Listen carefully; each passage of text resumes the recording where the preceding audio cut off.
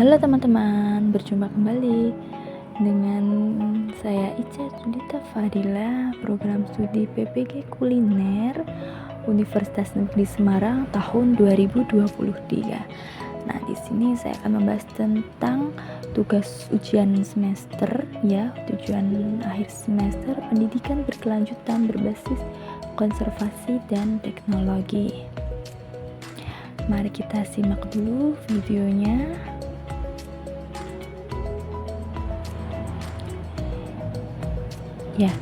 Topik pertama adalah pengertian dari SDGs. SDGs ini merupakan singkatan dari Sustainable Development Goals atau dalam bahasa Indonesia disebut sebagai tujuan pembangunan berkelanjutan. Mereka adalah serangkaian tujuan global yang disepakati oleh Perserikatan Bangsa-Bangsa atau disingkat dengan PBB untuk membimbing upaya-upaya pembangunan di seluruh dunia hingga tahun 2030. SDGs ini dalam dunia pendidikan itu memiliki manfaat, di antaranya ada mendorong pendidikan yang berkualitas dan inklusif, menyelaraskan pendidikan dengan tujuan global yang lebih besar, memperkuat kesadaran dan pengetahuan tentang isu global, mendorong tindakan dan partisipasi siswa, integrasi konsep berkelanjutan dalam kurikulum. Yang keenam ada menciptakan generasi yang siap menghadapi tantangan global. Dan yang terakhir adalah mengarahkan inovasi dalam pembelajaran. Nah, berikut ada 17 tujuan dari SDGs, yaitu kemiskinan, yang kedua tanpa kelaparan, yang ketiga kehidupan sehat dan sejahtera, yang keempat pendidikan berkualitas, yang kelima kesetaraan gender, yang keenam ada air bersih dan sanitasi layak, yang ketujuh energi bersih dan terjangkau, yang kedelapan ada pekerjaan layak dan pertumbuhan ekonomi, yang kesembilan ada industri inovasi dan infrastruktur, yang kesepuluh berkurangnya kesenjangan, yang kesebelas adalah kota dan pemukiman yang berkelanjutan, yang 12 adalah konsumsi dan produksi yang bertanggung jawab, yang ke-13 ada penanganan perubahan iklim, kemudian yang ke-14 ada ekosistem lautan, yang ke-15 ada ekosistem darat, kemudian yang ke-16 ada perdamaian, keadilan dan kelembagaan yang tangguh, dan yang terakhir adalah kemitraan untuk mencapai tujuan. Kita lanjut ke topik kedua, yaitu tentang degradasi nilai, karakter dan lingkungan. Yang pertama itu ada pengertian dari degradasi. Degradasi sendiri artinya adalah kemunduran, kemerosotan atau penurunan nilai, karakter dan lingkungan.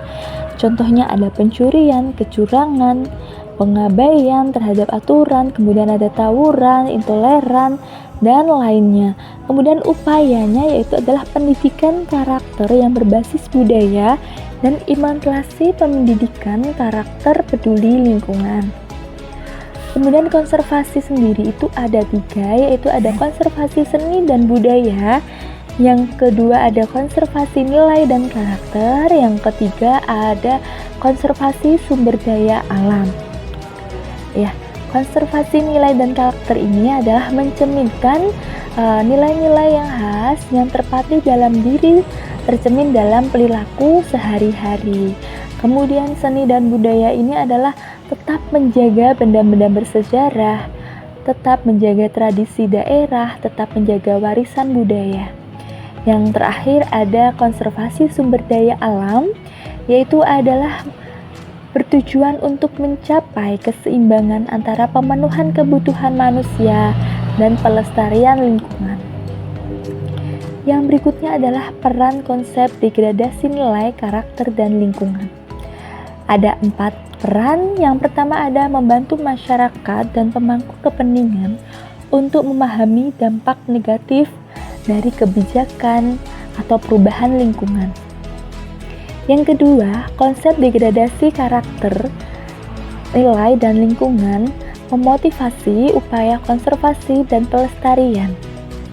Yang ketiga, memahami degradasi nilai, karakter lingkungan dapat meningkatkan kesadaran masyarakat tentang pentingnya menjaga berkelanjutan dan melibatkan mereka dalam upaya konservasi. Yang terakhir, ada pemahaman degradasi lingkungan ini juga berperan dalam resiko bencana. Memahami bagaimana perubahan lingkungan dapat meningkatkan resiko bencana dan membantu merancang mitigasi yang lebih efektif. Konsep konservasi dan nilai dan karakter. Ini di UNES ada 8 nilai atau 8 pilar. Yang pertama ada inspirasi, humanis, peduli, inovatif, kreatif, sportif, jujur, dan adil.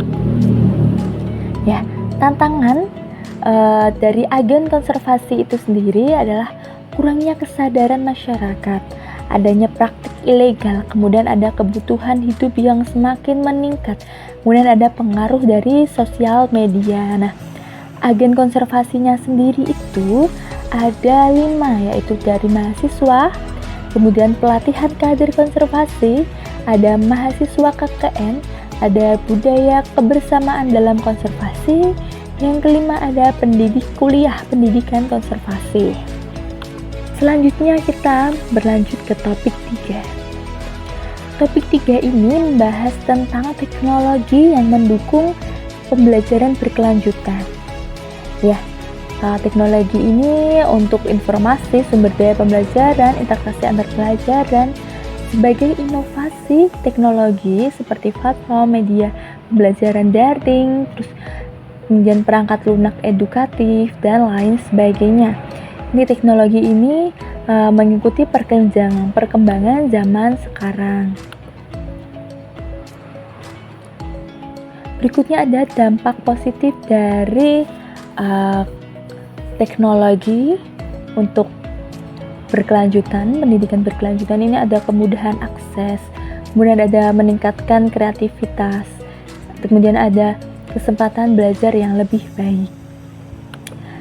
Dan dampak negatifnya ada overload informasi, terlalu banyak informasi sehingga menyebabkan siswa itu kebingungan dalam memilih informasi yang valid, kemudian ada isolasi sosial, kemudian ada kesenjangan digital. Berikutnya ada teknologi sebagai pendorong informasi dalam membuka akses ke dunia pengetahuan yang tak terbatas. Yang pertama itu ada inklusivitas dalam pendidikan, yang kedua ada kesetaraan peluang, yang ketiga ada pengembangan keterampilan abad ke-21, yang keempat ada mengurangi kesenjangan pendidikan. Nah, kesimpulan, dengan adanya SDGs, kemudian hubungannya dengan konservasi, kemudian dengan perkembangan zaman saat ini adalah penggunaan teknologi dalam pendidikan ini tidak hanya memberikan fasilitas penyampaian pengetahuan, tetapi juga merangsang perkembangan berpikir kritis, kreativitas, dan kemampuan untuk mengatasi tantangan melalui pemecahan masalah. Hal ini menunjukkan bahwa teknologi dapat digunakan dengan bijaksana, ini dapat mendorong untuk perkembangan pribadi dan intelektual yang menyeluruh.